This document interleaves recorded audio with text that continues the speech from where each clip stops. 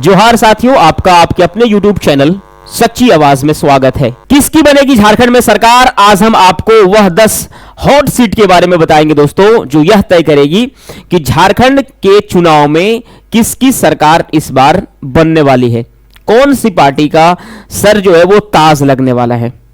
यह वही सीट है दोस्तों जिसमें सबसे ज्यादा रोमांचक मुकाबले देखने को मिलेगा।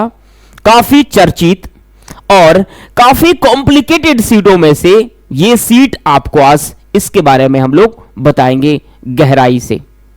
आइए सबसे पहला जो है वो सीट के बारे में बात करते हैं, गांडे विधानसभा सीट।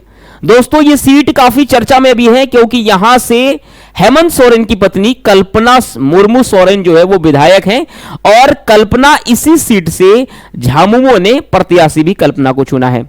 ऐसे में इस सीट का हॉट सीट होना आप भी समझ सकते हो कि क्यों जरूरी है। अब भाजपा ने इस सीट पर कल्पना के सामने एक और महिला उम्मीदवार को ही लाकर के उतार दिया है। भाजपा ने इस सीट से मुनिया देवी को प्रत्याशी बनाया है। दोस्तों मैं आपको जानकारी के लिए बता दूं कि मुनिया देवी वर्तमान में जिला परिषद की अध्यक्ष हैं और इससे पहले वर्ष 2010 में भी मुनिया देवी जिला परिषद रह चुकी हैं।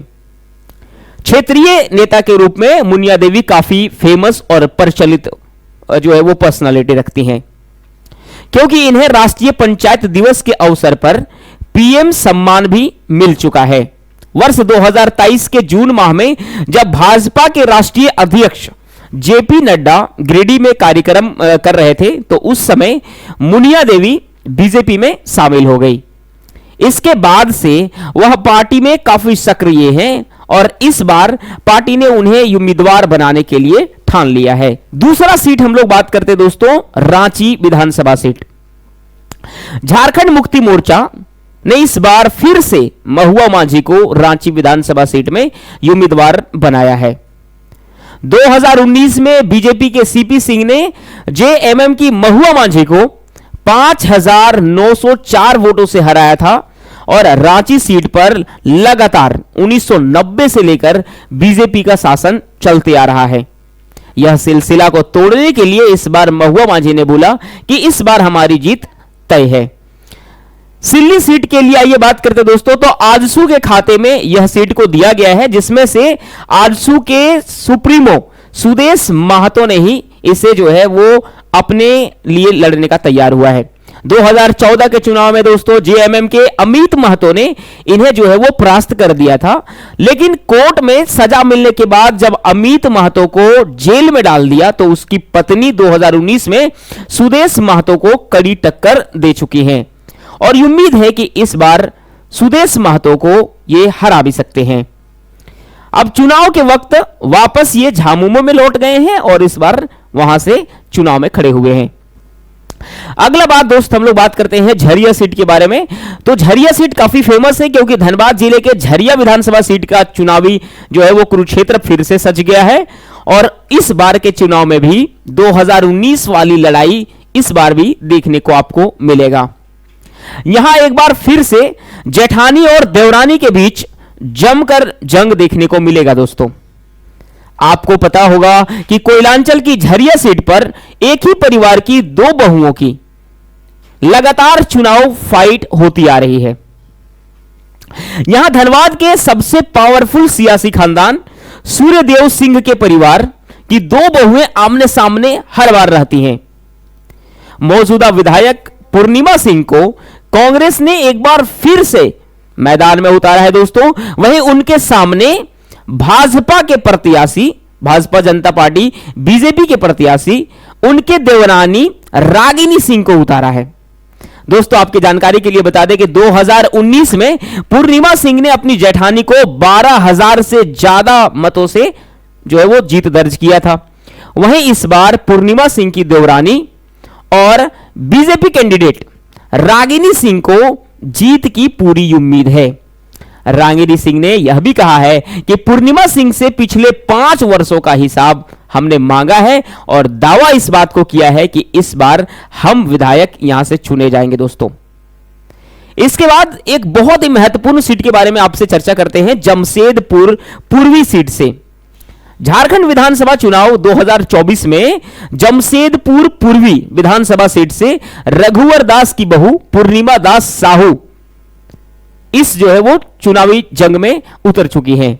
उसके खिलाफ चुनाव में कांग्रेस प्रत्याशी डॉक्टर अजय कुमार भी उतरे हुए हैं, जो कि काफी पढ़े लिखे माने जाते हैं, बुद्धिजीवी माने जाते हैं।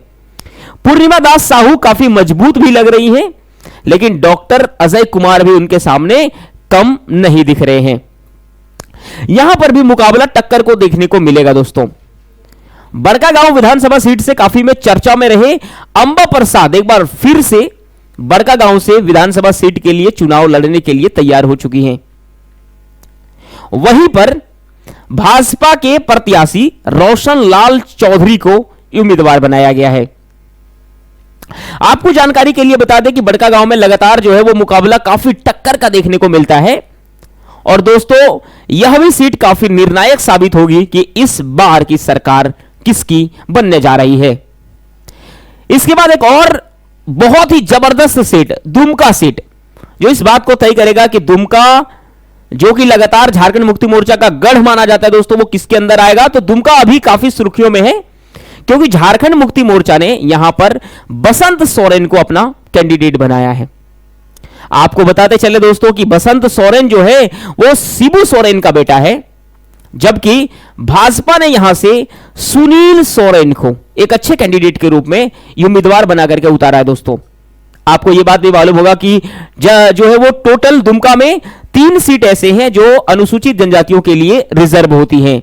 यह भी मुकाबला काफी रोचक होने वाला है, क्योंकि बसंत सोरेन अभी यहां से सिटिंग विधायक है, और इस चुनाव में देखते हैं कि क्या सुनील सोरेन अपनी जगह बना पाते हैं या फिर नहीं बना पाते हैं। जगन्नाथपुर विधानसभा सीट से बीजेपी ने गीता कोड़ा पता होगा दोस्तों, ये मधु कोड़ा की वाइफ है, तो गीता कोड़ा को अपना उम्मीदवार बनाया है। जबकि वहीं पर कांग्रेस ने सोनाराम सिंकू को अपना उम्मीदवार बनाया है। महागामा विधानसभा सीट अगर मैं बात करूं दोस्तों, तो इस विधानसभा सीट से दीपिका पांडे को कांग्रेस ने विधानसभा के लिए जो है वो अपना उम्मीदवार, अपना कैंडिडेट बनाया है। जबकि वहीं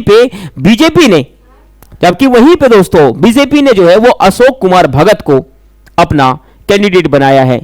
यहां पे भी जो है वो मुकाबला काफी टक्कर का होता है दोस्तों, और इस बार इसके बारे में भी देखना बहुत ही दिलचस्प होगा कि मुकाबला इस बार किस प्रकार से होने वाली है, क्योंकि ये सभी वो सीट है दोस्तों जहां से जो भी जीतेगा वही सिकंदर, उसी के जो है वो सर लगेगा ताज।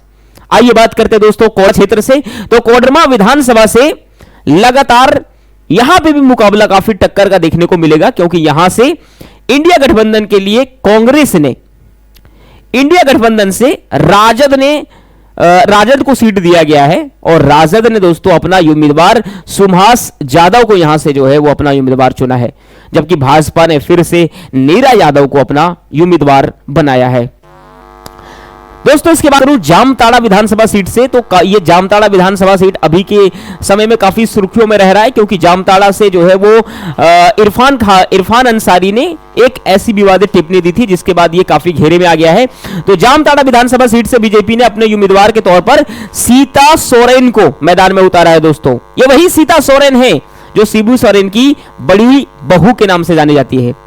इरफान सोरेन को एक बार फिर से जामताड़ा विधानसभा सीट से लड़ने का भी मौका दिया गया है। आपको बताते चले दोस्तों कि एक और जो सीट है वो काफी रोमांचक रहने वाला है, क्योंकि यहां से श्री बाबूलाल मरांडी भी जो है चुनाव में लड़ रहे हैं, जो कि धनवार विधानसभा सीट है दोस्तों। धनवार विधानसभा सीट से श्री बाबूलाल मरांडी को भाजपा ने अपना जो है वो उम्मीदवार बनाया है। वहीं पे झारखंड मुक्ति मोर्चा ने अपने उम्मीदवार के तौर पे निजामुद्दीन को जो है वो अपना उम्मीदवार बनाया है। दोस्तों ये सभी 11 से 12 सीटें वो सीट है जो इस बात को निर्णय देगी कि जो है वो किस प्रकार से किसका सरकार जो है वो बैठने वाली है झारखंड में। तो ऐसे ही न्यूज के जुड़ने के लिए लगातार हमारे जो है वो चैनल से जुड़ जाइए और चैनल को सब्सक्राइब कर दीजिए। जय हिंद, धन्यवाद।